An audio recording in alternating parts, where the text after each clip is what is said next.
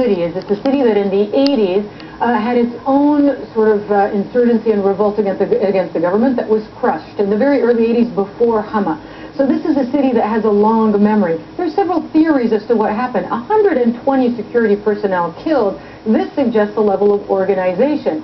Is it possible, for instance, that some of the demonstrators and the protesters have armed themselves? That's what some are saying. Is it possible that there was a split within security forces, and that one side of the security forces decided they would not shoot on protesters, the other side fought against them, and there was some sort of violence that led to 100, 120 possibly security forces killed? Because if there's a crack in Bashar al-Assad's security forces, whether the police or the military, that would be huge. It would be huge. It is huge if it happens in only one city, and the question is, if that's what happened, will it spread? In other words, will we start to see one side against another in Syria? How much support does Bashar al-Assad have from the rest of the Arab world right now? Because we know that so many of the Arab countries turned against Gaddafi in Libya. Are they turning against Bashar al-Assad, or are they a little bit more cautious? They're not, but we're seeing, for instance, from Turkey's prime minister now, very interesting statements saying that what's happening in Syria constitutes, in certain cases, atrocities. So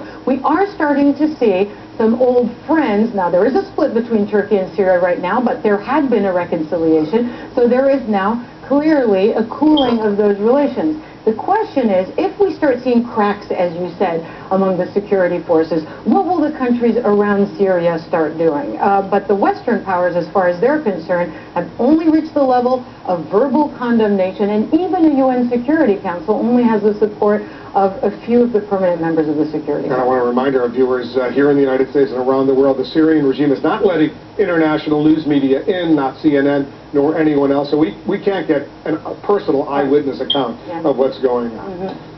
Hala, thanks very much.